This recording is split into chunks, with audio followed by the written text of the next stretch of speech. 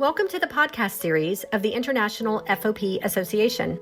We serve families living with the ultra-rare genetic disease fibrodysplasia ossificans progressiva, as well as researchers and healthcare providers studying and treating this disease. One of the rarest, most disabling genetic conditions known to medicine, FOP causes bone to form in muscles, tendons, ligaments, and other connective tissues. Bridges of extra bone develop across joints, progressively restricting movement and forming a second skeleton that imprisons the body in bone. The IFOPA is a U.S.-based nonprofit organization whose mission is to fund research to find a cure for FOP, while supporting, connecting, and advocating for individuals with FOP and their families, and raising awareness worldwide. You can find us online at ifopa.org. Welcome to today's podcast. Hello, everyone. Thank you for joining the IFOPA's podcast series today. I'm Karen Kirchhoff, Family Services Coordinator for the IFOPA, and I'm excited to bring you the second podcast of our 2021 Advocacy Series, where we are discussing advocacy at all ages, learning practical ways to empower children, teens, and young adults to build basic life skills and prepare them for adulthood.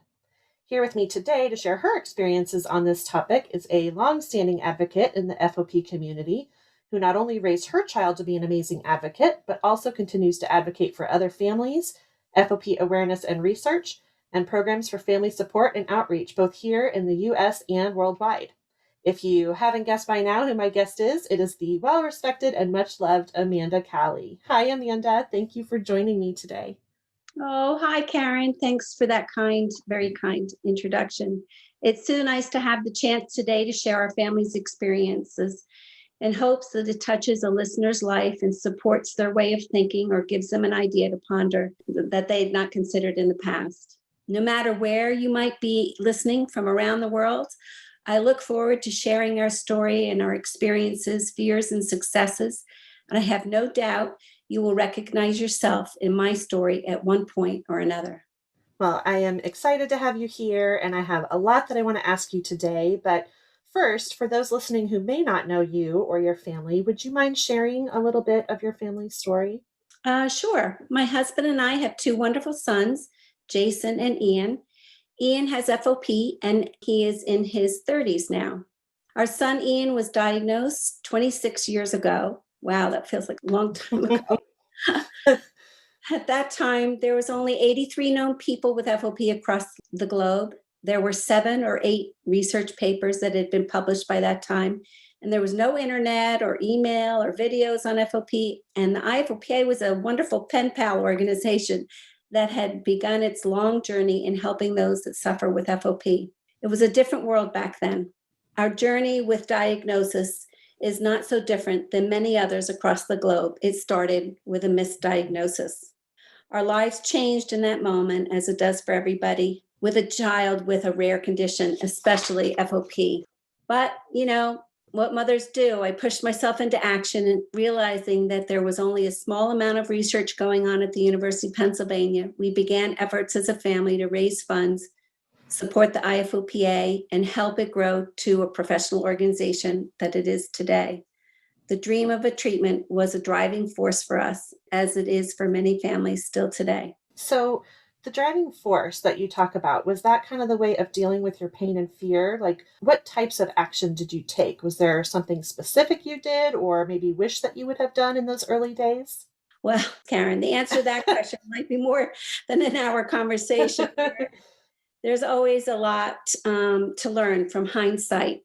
The world seemed to keep moving, and I was stuck at that time. I was stuck on pause, stuck in a vacuum of grief and fear. Honestly, there were many days I felt paralyzed, and there were also good days when I recognized life had a thread of normalcy. So onward we went, and we found our way. And looking back and thinking about some of the things we did that were of great help, I would say I have the following ideas to share with the audience. I developed or found my support network. Jeannie Pieper, who so many in the FOP community know, she is a founder of the IFOPA and a woman with FOP herself that has cared deeply for people with FOP. She was my rock back then and still is today. She shared her wisdom and told me things that were so very helpful in raising Ian. So for me, finding someone with FOP that would share their expertise on life was truly a gift. The most truthful voice is the voice of someone that experiences FOP. They are the experts, in my opinion. I've always done work with FOP moms and find that they have played a large part of my coping and learning through the 26 years I've been involved with FOP. So find someone with FOP to mentor you, and find a mom or a dad to be by your side when life presents challenges. Find someone you click with. On an emotional basis, I took charge of my grief and decided very early on that although his life may be difficult and FOP would make things in life unreachable, that I, as Ian's mother, would not take more away from him by restricting his opportunities. Ian was and is a working member of our family. He had chores, he had responsibilities, he had goals, school to succeed at. Our expectations for him were high.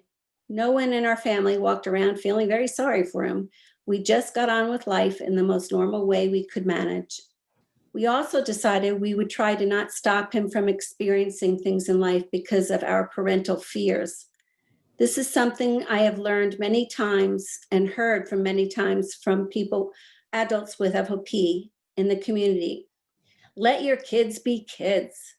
So Ian rode a bike, his roller skated, he played basketball and soccer. He went to sleepaway camp with his classmates and even played family touch football. It seemed the more I encouraged him to play chess or read a book, the more he ran and jumped to wherever he could go. His denial of anything that was easy taught me early on that his life was different than mine was for him. Life wasn't all that different for him. We got good at adapting activities rather than saying no, he could not do the activity. We tried to keep him safe, and when we had a fall, we prayed a lot. Better to have one experience something new than never have experiencing something new in the first place. So I think it's important to mention that my husband and I dealt with FOP very differently in those early years. It seemed that one of us always found our rhythm eventually, and the other one would follow. We gave each other room to cope, both separately and together. My current view of those early years, I find I don't regret much. Not that there weren't many things I wish we could have done better or differently, but I know with all of my heart that we were doing the right, very best thing we could at the time. Spending energy on wishing life was or is different feels fruitless to me, a waste of my energy. There is no rule book on learning to advocate for your child. You just do it.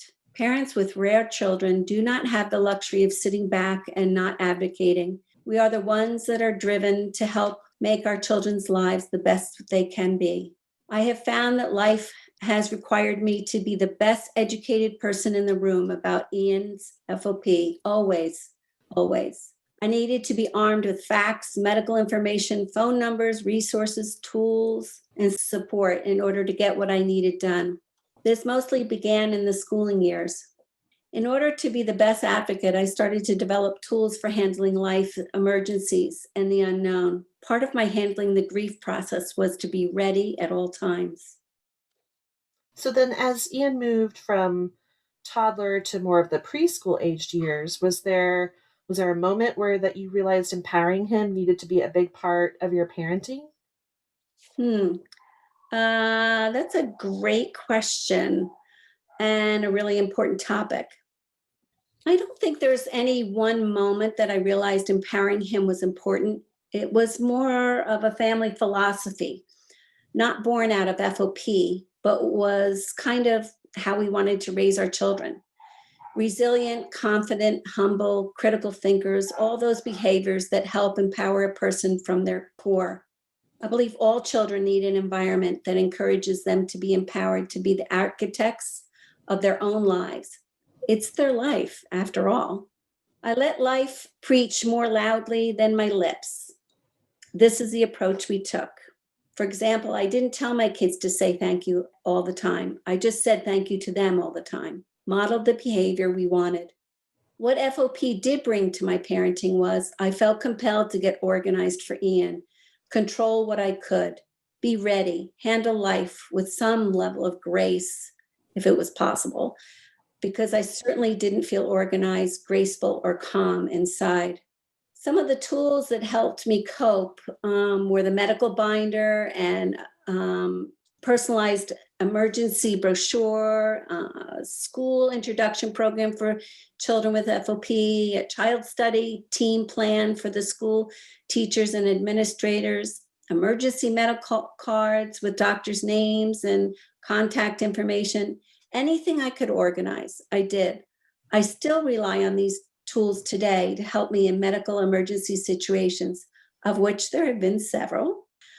Moms across the globe have taken these tools and improved them over the years. And today the IFOPA has all these resources available on their website, which is just great for everybody to have access to. What I didn't realize then, Karen, but I do now, is that in the process of developing and using those tools in real life situations, we were modeling or teaching Ian how to advocate for himself. 3 years ago, Ian broke his leg and fractured his neck. As we entered the emergency room at our local hospital, I watched with great pride as Ian managed his emergency room decisions with ease.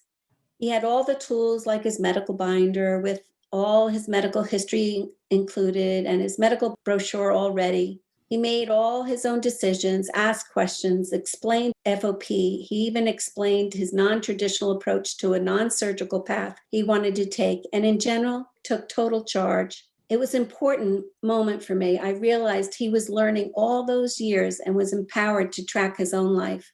My job now is to learn to step aside and be supportive to him in his life decisions. So, do you remember any examples of how you started creating some opportunities for Ian to build some of those life skills at an early age that maybe some other parents could hear your examples and learn from? Sure, I do. I probably more examples than we have time to talk about. But I made a list of what life skills Ian would need and carried it around in my wallet for years, believe it or not. When I had time, I would periodically pull out this tattered piece of paper and check myself to see if I had lost focus or to add to the list. A few of the items I had on that list, unfortunately, the list is long gone, but these are the ones that kind of come to my mind. I needed him to accept tools in order to stay as independent as possible. So we started having tools around the house well before the need existed. This normalized the use of tools when family members use them too. And just a short little story, Ian came home from his kindergarten class and he said he hated school.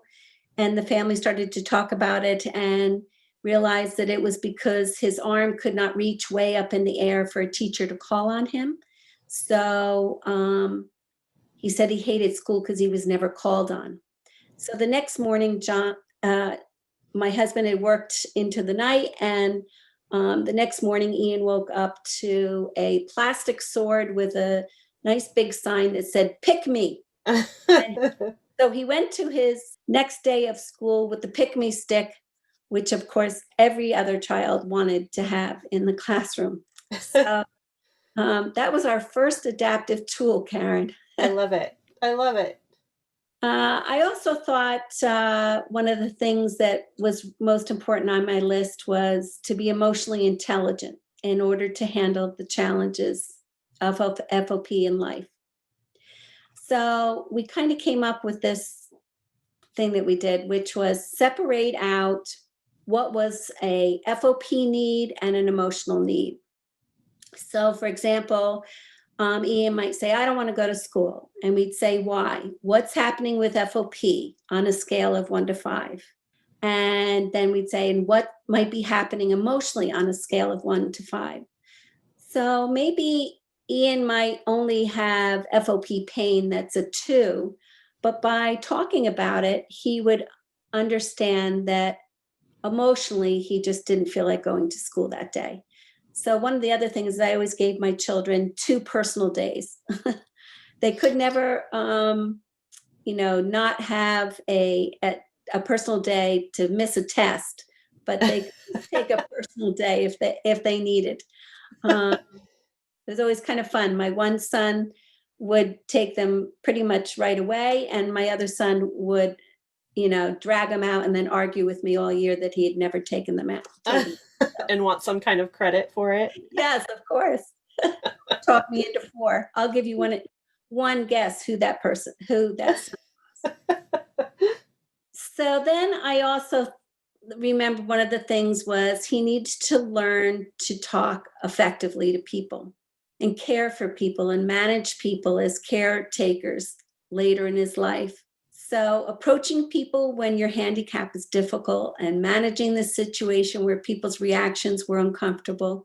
We understood the frustration that Ian might be feeling or having to ask someone for help, like a glass, to go get a glass. And if he had to ask somebody 10 times a day, but he needed to ask for help with a tone that had respect in it. We would say, is the tone was not respectful or bad, it had a bite to it, that, gee, sorry, no servants live here in this house. So it sounds kind of simple, but, accepting tools, emotionally understanding FOP, what was emotional and what was actually the condition of FOP, and then also learning how to speak to people respectfully when you have a life that requires so much need.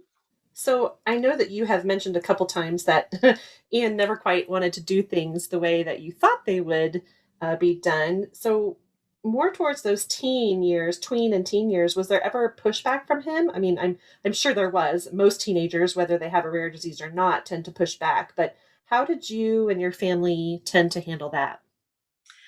Yeah, so there's always pushback, Karen. They're teenagers. But I have to say, Ian was a strong-minded individual from the very, very moment he was born. I think if you decide early on what kind of parent you're going to be and arm yourself with the tools, it's hard to ignore when you're not parenting very well. It's when you don't identify what kind of parent you are that you can flounder along and maybe do things in a way you don't really want. Generally, when Ian was resisting family rules or traditions or just our existence in his life, it helped us, to say something. We had a parenting philosophy, up front and center, and even remind each other as parents why we were holding our ground on a decision. It's a great time in someone's life to have good teamwork, whether it's with your spouse or your partner or even other family members that spend a lot of time in your home. So then moving more towards some of the later teenage years, how did you kind of continue to expand on those opportunities that you had been giving him all along, but would now prepare him to maybe leave, get ready to leave the nest or go off to college? What were some different opportunities that you gave him? Yeah, well, I found the teenage years to be the most challenging. With the onset of driving, social events, pushing curfews, pushing for independence, lack of sane judgment making sometimes. I guess the list could go on, right? Like all teenagers. Yes, all teenagers. I think it's important to say I've always said that FOP, raising a child with FOP, doesn't bring much new stuff into your lives. It just exaggerates a lot of the things that exist normally. But there's many opportunities, I think, during the teenage years to build independence. The challenge is often the teen feels that they know more than the parent at this time period in their lives. It's hard to get their attention to make a positive step forward. For me, this was the stage of manipulation where teens try hard to get away with things, disobey rules, and challenge the boundaries. That's wonderfully normal. We used to say, boundaries don't get moved in this house.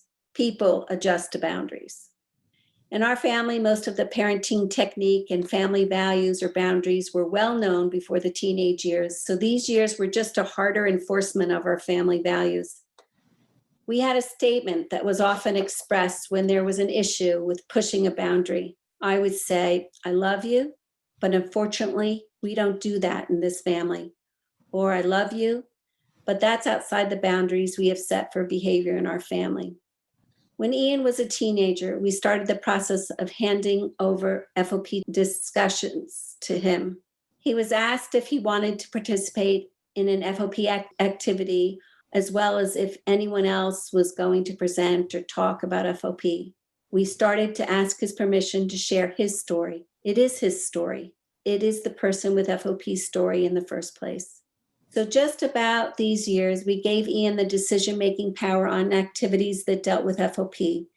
It was speaking or sharing. I only spoke of my experiences or the family's, but not representing Ian's voice. I think that's really important to remember. Starting in middle school and beyond, Ian did his own laundry, continued with family chores, attended his IEP meetings at school, and when he drove, he ran his own errands as well as he did family errands. Building basic skills was important in case he decided to attend university away from home someday. I'm not sure, but I wonder if these added responsibilities that we gave him each year leading into high school was a way for him to gain independence and have control over his own day-to-day life. I don't know. Well, it sounds like you laid a lot of groundwork for him and really empowered him. So when it was time to transition for him to go off to college, was it a fairly smooth process, or what did that look like for you all? Well, it's a lot of years later, and I'm going to try to tell you this story without too much emotion. But it took me 4 days, Karen, to set Ian up at college or university. I had thought of everything but the fact that I would need to drive away and leave him in his dorm. Ian realized quickly I was delaying my departure and coming up with ridiculous things to organize and pay attention to in his dorm room. So eventually, 4 days in, he quietly and gently held my hand and said, "Mom, it's time to go now. I promise you, I'm going to be okay." Aww. I drove about 5 miles and had to stop the car. I was crying so hard. I called my husband, and he also was calm and loving voice, encouraged me to come on home, honey. He's going to be okay. Come on home. It truly was a very difficult day for me. I bet. I left him armed with his important medical information and local resources to get his scooter fixed if need be, reachable items in his dorm room, support structure with an aide he would manage. He was really ready to go. Through the years, we all learned how to face FOP when we needed to and make it a lesser deal when life allowed us to. By the time Ian was at college, he made his own decisions. I just learned to support him. By the time Ian left for college, he had openly spoken about life skills and how well he would do. He certainly was ready for the transition. He did have personal aides at college that assisted him for an hour or two a day. So when you left and finally did your grieving and adjusted to your new normal of Ian being away at college and you being at home, how did your approach to parenting start to shift then? Oh, it was probably one of our biggest shifts. I really became Ian's support person from afar, but I was out of his daily life and care routine. I made the emotional shift of viewing him as an independent young adult that would succeed or fail all on his own. His life was in his hands. He managed his aides and college and school. If he graduated college or not, that was all up to him. But there were all these other things that he had to add than maybe a normal college student. He had to handle his aide payroll, banking, rent payments, decision-making, medical appointments, and more, just like he does today. I really enjoyed those years personally, though. I found when FOP wasn't right in front of me, I dealt with it very differently. It was one thing to see a flare-up versus to be told about it. I felt like I could exhale in a way I had not done for a very long time. I believe that years living away from the family unit, both in college and afterwards, having his own apartment, helped me as a parent find my path and learn to step back out of his life in a total care mode of 24/7. Had he never lived separately, I would have had to learn to let go in a different way. It has been healthy for us all to live our independent lives and come together to share them. Ian's health challenges still raise their ugly head every once in a while, as every parent in the FOP community knows. And we all jump to and help and assist him in the recovery.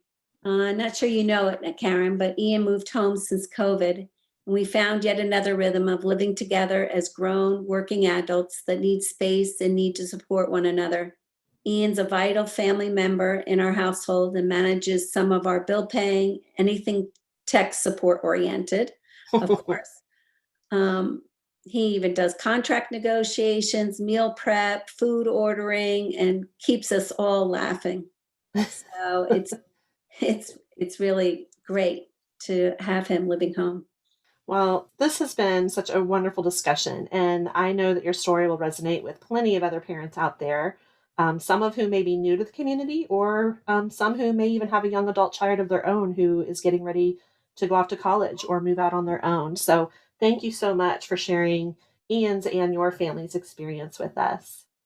Thank you, Karen, and to the IFOPA for the opportunity to share. My hope is that audience members will connect with an idea maybe that I've shared, something that resonates with you in my experiences, and make it your own.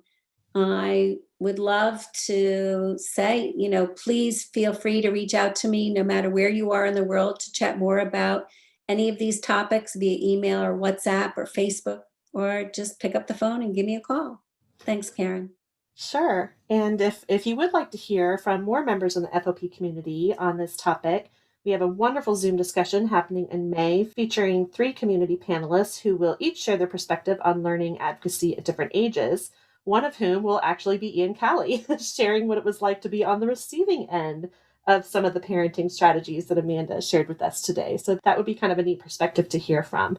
And then in June, we have Dr. Samira Riaz, who is a clinical health psychologist, who will be discussing some concrete ways to find balance when raising children with a rare disease, all the way up through that transition into adulthood. So check out our website at ifopa.org and sign up for email updates to make sure you don't miss the next chance to hear from others in the FOP community and how they learn to incorporate advocacy at all ages. So thanks so much for listening in, and we look forward to connecting with you next month.